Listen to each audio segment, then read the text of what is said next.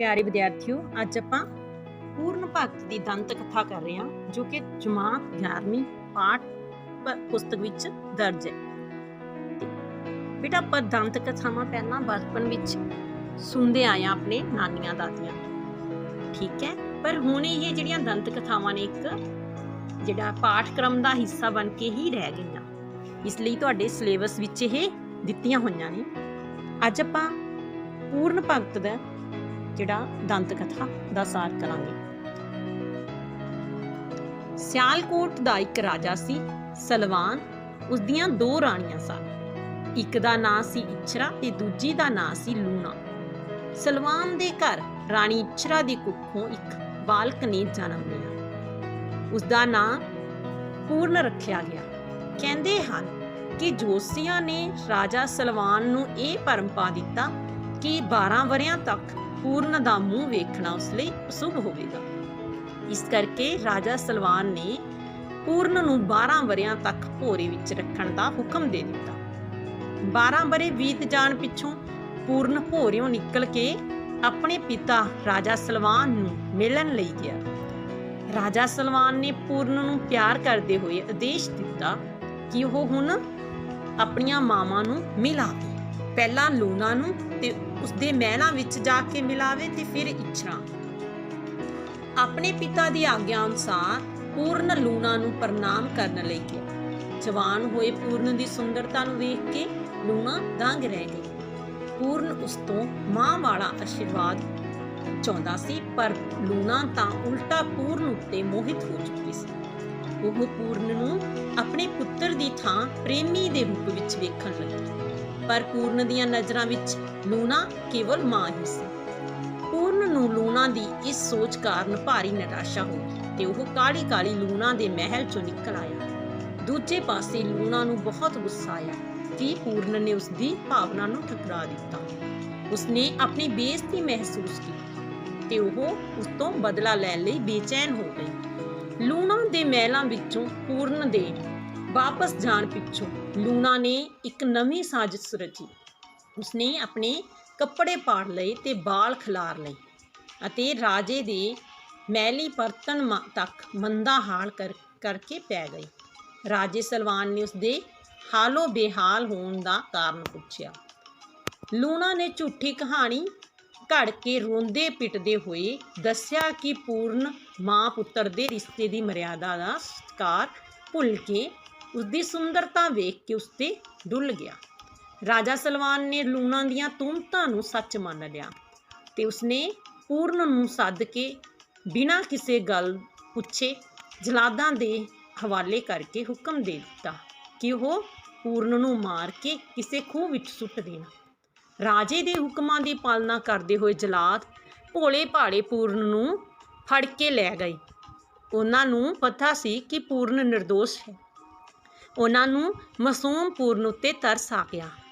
उन्हां ने पूर्ण नूं जानो मारन दी थां उसदे हत्थ पैर कट के एक सुक्के खूह विच सुੱਟ दिता।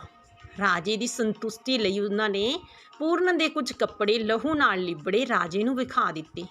सबब नाल उस राहों जोगी गोरखनाथ अते उसदे चेलियां दी टोली लंघी। उन्हां ने उस सुन्ने खूह विच हाय हाय दी दर्द भरी आवाज़ सुनी।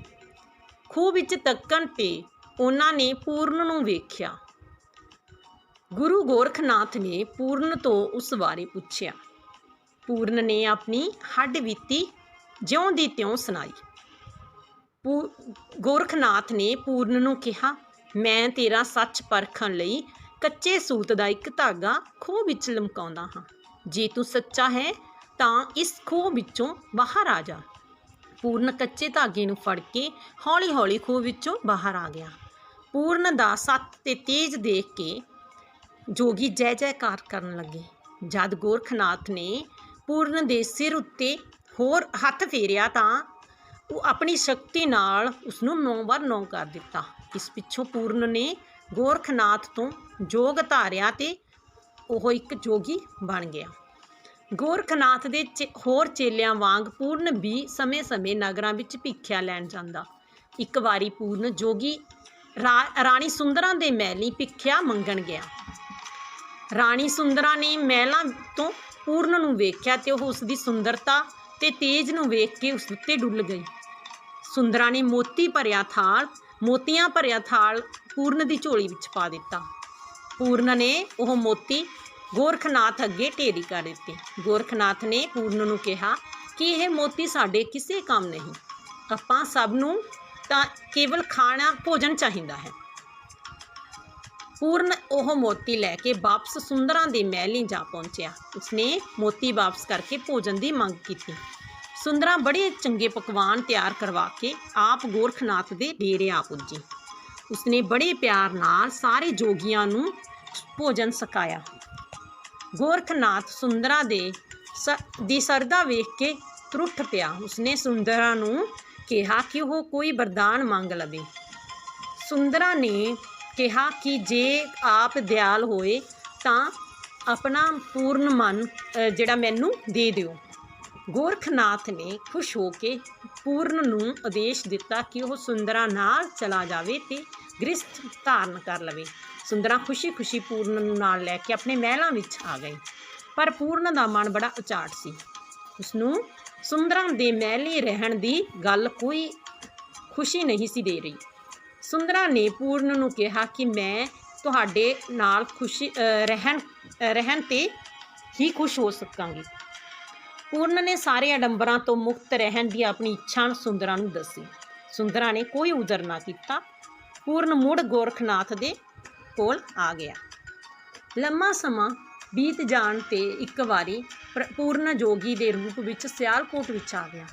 ਉਦੋਂ ਤੱਕ ਉਹ ਭਗਤ ਪੂਰਨ ਵਜੋਂ ਉੱਘਾ ਹੋ ਚੁੱਕਾ ਸੀ। ਕਹਿੰਦੇ ਹਨ ਕਿ ਪੂਰਨ ਦੇ ਜਾਣ ਨਾਲ ਰਾਜੇ ਸਲਵਾਨ ਦਾ ਸੁੱਕਾ ਬਾਗ ਹਰਾ ਹੋ ਗਿਆ ਸੀ ਤੇ ਰਾਣੀ ਇੱਛਰਾ ਆਪਣੇ ਪੁੱਤਰ ਦੇ ਵਿਜੋਗ ਵਿੱਚ ਰੋ ਕੇ ਅੰਨੀ ਹੋ ਚੁੱਕੀ ਸੀ ਤੇ ਸ਼ਹਿਰ ਵਿੱਚ ਪੂਰਨ ਦੇ ਭਗਤ ਦੇ ਪਹੁੰਚਣ ਦੀ ਖਬਰ ਸੁਣ ਕੇ ਉਹ ਉਸ ਦੇ ਦਰਸ਼ਨਾਂ ਲਈ ਆਈ। ਕਿਹਾ ਜਾਂਦਾ ਹੈ ਕਿ ਉਸਨੇ ਪੂਰਨ ਦੇ ਬੋਲਾਂ ਨੂੰ ਪਛਾਣ ਲਿਆ ਤੇ ਉਸਦੀ ਨਜ਼ਰ ਵਾਪਸ ਆ ਗਈ ਸੀ। ਉਧਰ ਔਲਾਦ ਨਾ ਹੋਣ ਕਾਰਨ ਨਾਰਾਜ਼ ਹੋਈ ਲੂਣਾ ਵੀ ਰਾਜਾ ਸਲਵਾਨ ਨੂੰ ਲੈ ਕੇ ਪੂਰਨ ਭਗਤ ਕੋਲ ਪੁੱਜੀ। ਪੂਰਨ ਭਗਤ ਨੇ ਦੱਸਿਆ ਕਿ ਰਾਜਾ ਸਲਵਾਨ ਦੇ ਇੱਕ ਪੁੱਤਰ ਪਹਿਲਾਂ ਵੀ ਸੀ, ਹੁਣ ਉਹ ਦੁਬਾਰਾ ਪੁੱਤਰ ਕਿਉਂ ਮੰਗਣ ਆਏ ਨੇ। ਪਹਿਲਾਂ ਤਾਂ ਉਹ ਮੁੱਕਰ ਰਹੇ ਸੀ, ਪਰ ਉਹਨਾਂ ਨੇ ਬਾਅਦ ਵਿੱਚ ਇਹ ਕਬੂਲ ਕੀਤਾ ਤੇ ਪਛਤਾਵੇ ਦਾ ਪ੍ਰਗਟਾਵਾ ਕੀਤਾ। ਤਦ ਪੂਰਨ ਨੇ ਉਹਨਾਂ ਨੂੰ ਆਸ਼ੀਰਵਾਦ ਦਿੰਦਿਆਂ ਚੌਲਾਂ ਦਾ ਇੱਕ ਦਾਣਾ ਦੇ ਦਿੱਤਾ ਤੇ ਕਿਹਾ ਕਿ ਲੂਣਾ ਉਸਨੂੰ ਖਾ ਲਵੇ ਤੇ ਉਸਦੇ ਘਰ ਇੱਕ ਪੁੱਤਰ ਪੈਦਾ ਹੋਵੇਗਾ, ਉਹ ਵੱਡਾ ਮਹਾਬਲੀ ਹੋਵੇਗਾ। ਕਹਿੰਦੇ ਹਨ ਕਿ ਪੂਰਨ ਦੇ ਇਸ ਵਾਰ ਸਦਕਾ ਲੂਣਾ ਦੀ ਕੁੱਖੋਂ ਇੱਕ ਪੁੱਤਰ ਨੇ ਜਨਮ ਲਿਆ ਜੋ ਕਿ ਰਾਜਾ ਰਸਾਲੂ ਦੇ ਨਾਂ ਨਾਲ ਮਸ਼ਹੂਰ ਹੋਇਆ।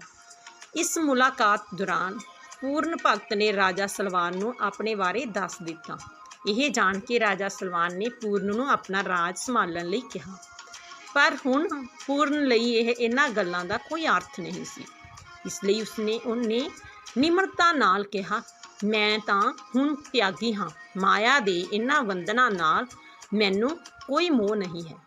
ਕੁਝ ਦਿਨ ਉੱਥੇ ਰਹਿ ਕੇ ਪੂਰਨ ਇਹ ਕਹਿੰਦਾ ਅੱਗੇ ਚਲਾ ਗਿਆ, ਜੋਗੀ ਚਲਦੇ ਭਲੇ, ਨਗਰ ਵਸਦੇ ਭਲੇ।